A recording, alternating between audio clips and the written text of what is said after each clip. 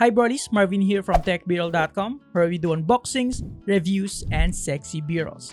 And today, I'm finally giving you guys my full review of the latest flagship phone from REALME, at least here in the Philippines, the REALME X3 Superzoom.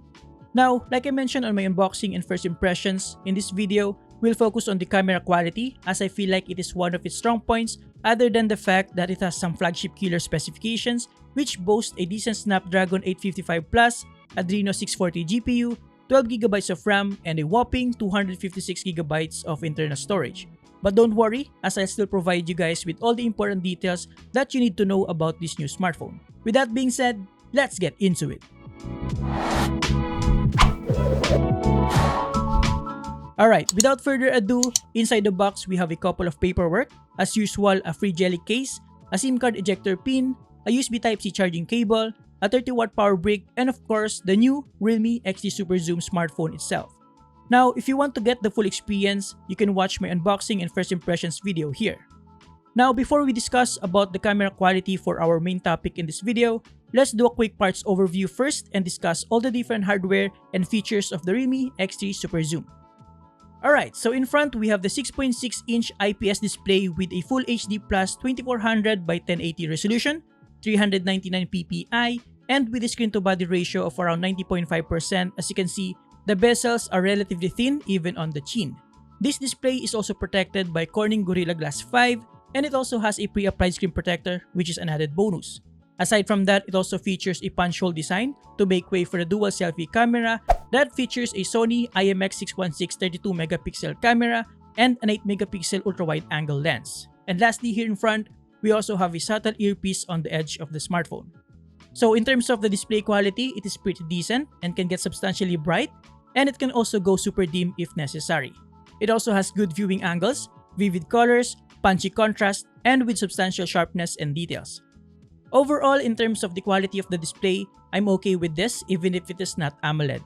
The good thing here is that it has a 120Hz refresh rate, but we'll discuss more on that later. Now, looking towards the left side, we have the dedicated up and down volume rockers, and then on the other side, we have the power button that also doubles as the side-mounted fingerprint reader. Flipping the phone on the top side, we have a microphone here, and we can also see here the curvature and the chamfered edges of this phone. Flipping it all over at the other side, we have the single downward firing speaker, a USB Type-C port, the main microphone, and the dual SIM card tray. Unfortunately, we don't have a headphone jack here, and this phone is also non-expandable in terms of storage, though I don't think that would be a problem for a phone that already has a whopping 256GB of internal storage. Alright, now looking at the back, this is where this phone shines the most, literally and figuratively. As you can see, especially with this Arctic White variant, it has this sort of frosted yet shiny finish that I personally like. Essentially, you'll get the best of both worlds with a spanking shiny reflective design but with a fingerprint-resistant frosted finish. We can also see here at the back the quad camera setup that features a 64MP main camera with a Samsung GW1 sensor. We also have an 8MP periscope lens with up to 5x optical zoom, another 8MP ultra-wide angle lens, and a 2MP macro lens. Aside from that, of course, we have a small flash, and lastly here at the back, we have a REALME logo at the lower left corner.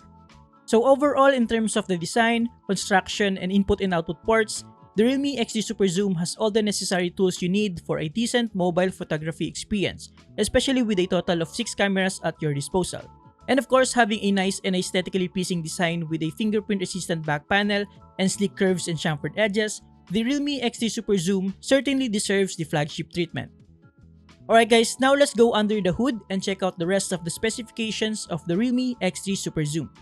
The REALME X3 Superzoom features a highly capable Snapdragon 855 Plus chipset with an Adreno 640 GPU partnered with an overkill 12GB of RAM and 256GB of internal storage. This powerful hardware partnered with the 120Hz refresh rate display makes this smartphone a powerhouse, and as expected, my experience using this phone for a few weeks now was a breeze. I can open as many apps that I want at the same time without experiencing any stuttering or performance issues, and I can play any game at ultra settings with high refresh rate as well with the smartphone. Speaking of the 120Hz display, browsing through the user interface, which is the REALME UI based on Android 10 by the way, is of course super smooth. Swiping between screens, opening apps, and switching between them is a piece of cake with this phone.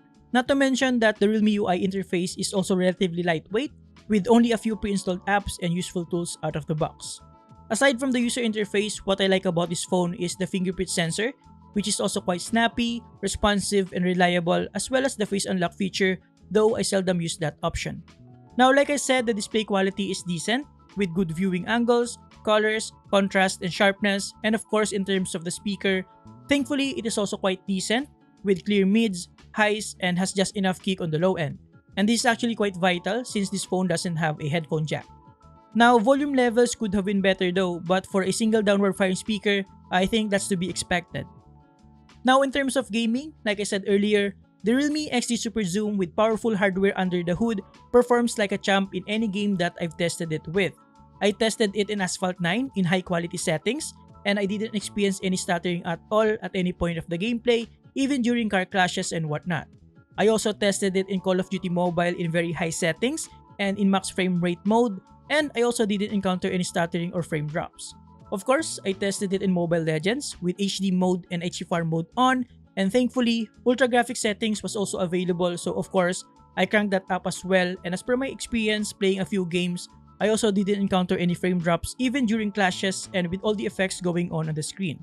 So overall, in terms of gaming, as expected, the REALME X3 Superzoom can basically handle any games that I threw at it. Now, in terms of thermals, don't worry as it is also pretty decent, and the maximum temperature I captured is around 40 degrees, which is a bit hot to the touch but not to the point that it gets uncomfortable, so don't worry about that. Now, let's just do a quick Antutu benchmark so that you can have a bit of an idea how capable the REALME X3 Superzoom really is. Now, with out-of-the-box settings, meaning Smart Power Saver is on and performance mode set to Smart, our Antutu benchmark score is only around 486,489, but turning the Smart Power Saver feature off and enabling high performance mode on, as you can see, we got the full potential of the Snapdragon 855 Plus, Adreno 640, and all the other components with a whopping score of 504,700. And it's quite amazing to see that it is almost on par with a Samsung Galaxy S20 Plus and even against an ROG Phone 2 in a fraction of their price.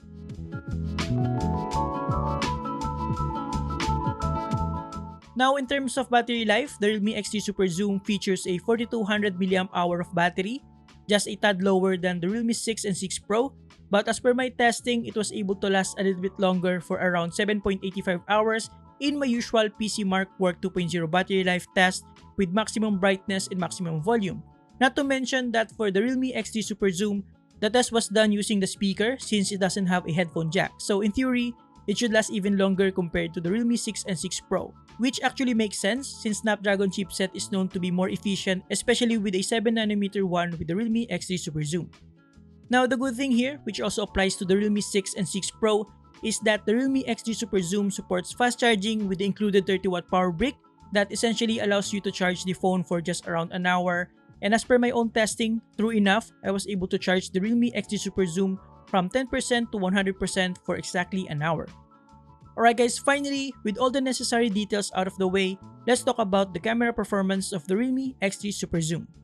First and foremost, let's check out the camera app so that you can have an idea of what you'll have at your disposal in terms of the options and features. First, we have the night mode, and inside this option, we have ultra-wide, 1x, 2x, 5x for the optical zoom, and 10x to 60x hybrid zoom. Aside from that, inside the night mode, we have the Pro mode, which essentially allows you to manually control certain settings such as ISO, shutter speed, white balance, and focus. We also have here the tripod mode, which we'll test in a minute, and the starry mode, which allows you to capture stars in an ideal condition, specifically on locations with not much light leaks or other light sources such as street lights and whatnot. And lastly, we have here all the other settings. Now, moving on from night mode, we have the video mode. Of course, we have the same ultra-wide, 1x, 2x, 5x, and 10x, but we can only zoom in up to 30x in video mode. We also have here the field light option using the built-in flash, the Ultra Steady and Ultra Steady Max feature that we'll also test later, and we also have the beautification feature if you're into that, HDR mode, bokeh options, filters, and the rest of the settings here. Now, the bokeh effect is actually functioning in real time as you can see here, which is pretty awesome. Now, in photo mode, we have the same lens options, and we can zoom in up to the 60x hybrid zoom. We also have flash, HDR, AI dazzle color, filters, and the rest of the other settings here. For portrait, at least for the back cameras, we only have two lenses available, which is the 1x and 2x, and we cannot zoom in that further.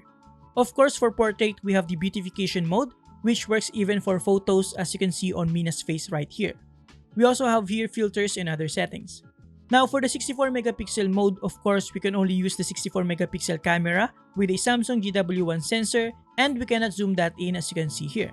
Aside from those main features, we have more options here. We have ultra macro, panorama, time-lapse, slow-mo, and others. Now switching to the dual selfie camera feature, we have the 8 megapixel ultra wide angle lens for group shots, and we have the 32 megapixel camera with a Sony IMX616 sensor. We also have the same features like flash, HDR, filters, bokeh, beautification, and the like. Alright guys, with all the camera app features out of the way, let's take a look at some sample photos starting with the night mode. So using night mode at its default settings, basically it will just take a long exposure shot to grab a pretty decent exposure as you can see here. But if you want to have a better dynamic range, you can use the tripod mode, which essentially allows the camera to take multiple exposure shots for a more balanced dynamic range image as you can see here. And if you look closely on the parts where there are shadows, you can see the difference.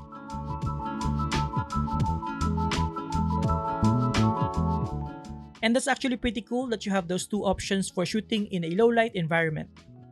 Alright guys, enough with the not so ideal scenarios, and let's head outside to check what these cameras are capable of in good lighting conditions.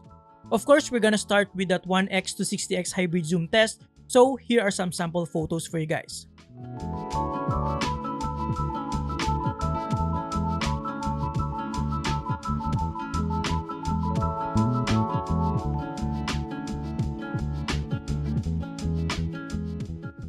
Now, what I like about the cameras on the REALME X3 Superzoom in comparison with the other smartphones that I've tried before is that even the ultra-wide angle lens produces the same good quality image as the other lenses. As per my experience, ultra-wide angle lens sometimes produces washout colors, but for this one, it is also quite vivid. In my opinion, the image quality from ultra-wide up to the optical 5x zoom is pretty decent. Actually more than decent, as it produces a vivid image with a good amount of contrast, details, and with just the right amount of sharpening without much visual artifacts. Now, the image quality starts to get a little bit smudgy at 10x and quite blurry at 60x. But it is still pretty awesome to have that capability of reaching up to that zoom level with a smartphone, isn't it? Now, the 64 megapixel mode gives you that extra resolution to work with if you're planning to crop in or print in a large format, but for most cases, the standard photo mode should get the job done. I'm also quite happy that HDR mode properly works, as you can see on these examples. It was able to balance out the shadows and the highlights without introducing unwanted or unnatural artifacts. The macro lens is also quite usable if you nail the focus, and what I noticed about this is that the best way to focus with this is to just move the camera back and forth until you think it's properly in focus. Overall, in terms of the image quality the quad camera setup at the back produces, I'd say I'm honestly impressed with it, and I feel like I can easily use this for social media postings on Facebook, Instagram, Twitter, and what have you. Again, it can produce vivid images with good contrast, dynamic range, details, and enough sharpness. Now, going in front for the dual selfie camera setup, the ultra-wide angle lens is a nifty option for group shots. However, sometimes it is having a hard time nailing the focus on my face, and the overall image quality it produces is far from what the main 32 megapixel selfie camera with a Sony IMX616 can offer. The main 32 megapixel selfie camera on the smartphone is phenomenal. It is stock sharp even with some beautification, and the background separation and edge detection works properly and probably one of the best I've seen so far in a smartphone with minimal imperfections. Overall, I'm also really impressed with the main front-facing camera, and it's also nice to have that ultra-wide angle lens whenever you need it. And lastly, before we finish this video, here are some sample videos to showcase the difference between the normal mode, ultra steady, and ultra steady max, as well as some slow motion clips.